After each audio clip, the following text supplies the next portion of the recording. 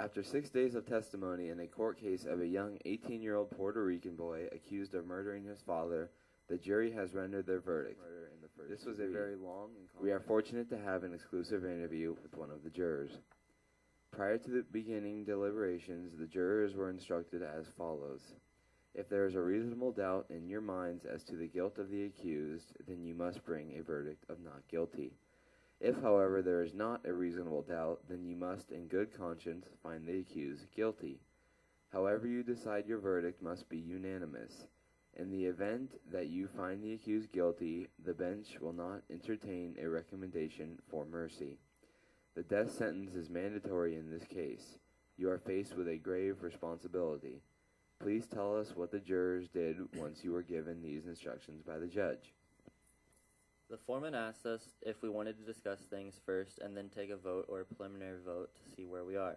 The jurors decided to take a preliminary vote. 6 of the 12 jurors quickly put their hands up for guilty, and then because of peer pressure, 5 others raised their hands also. I was the only one who did not vote him guilty in the initial vote.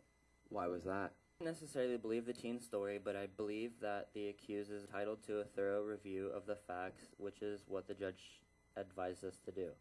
I told the other jurors that it's not easy to raise my hand and send a boy to die without talking about it first. After all, we're talking about someone's life, and it can't be decided in 5 minutes. So did everyone talk about it? Each of the jurors tried to convince me that I was wrong in holding out. I then reminded the jurors that there was only one alleged eyewitness to the killing, and there was a lot of circumstantial evidence. I tried to instill regarding the witnesses who testified under oath, and one of the jurors contradicted himself during those discussions. How do the others feel about your questioning their initial votes? I was accused of trying to hang the jury, and one juror was worried that he was going to miss his ball game if we have a prolonged stalemate.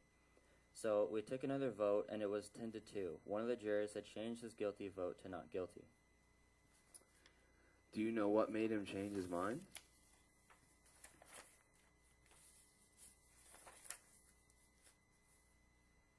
He told the other jurors that I had been standing alone against everyone else, but that I did not say the boy was not guilty, just that I wasn't sure. He went on to tell the others that it is not easy to stand alone against the ridicule of others, and hoped others would support him. The juror said he respected my motives and wanted to hear more, so that is why he changed his vote. So they continue talking about it? Yes, we talked about the credibility of the testimony of the old man and old woman. After the discussion, we took another vote, and it was 8-4. We then discussed the lame old man's walk to his front door and took another vote after, and it was 6-6. Was everyone willing to continue the discussion? At first, a couple of the jurors threatened to go back to the court with a hung jury verdict, but soon others began discussion of the defendant. At first, a couple of jurors threatened to go back to the court with a hung jury verdict, but others began discussion of the defendant's alibi and angle of the stab wound. After those discussions, our next vote was 3-9. How did things progress? One of the jurors became quite angry and went on talking about these people, and his prejudice definitely came out. I then told the jurors that I didn't really know what the truth is and that we may never know, but that 9 of us feel the defendant is innocent. We may be wrong, but we have a reasonable doubt, and that's something very valuable in our system. No juror can declare a man guilty without knowing for sure.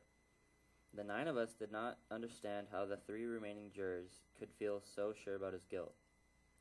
So we discussed the old woman's eyewitness account and eyesight. Took another vote, and it was now 1-11. So you now have 1 juror who says the defendant is guilty and 11 who say he is not. Yes, and it was quite painful for this last juror, as he had to come to his grips that not everyone tells the truth or has all the facts, and not everything can be proven. He then sobbed the words, "Not guilty." So this high-profile case was presented to 12 men to decide the guilt or innocence of a young 18-year-old boy. Most members of the jury came in with deep-seated prejudices, biases, weaknesses, indifference, anger, ignorance, and fear. Thanks to one brave dissenting juror who persistently and persuasively forced the other men to reconsider and review the case against the defendant. After many long hours of discussion, the jurors found the defendant not guilty of murder.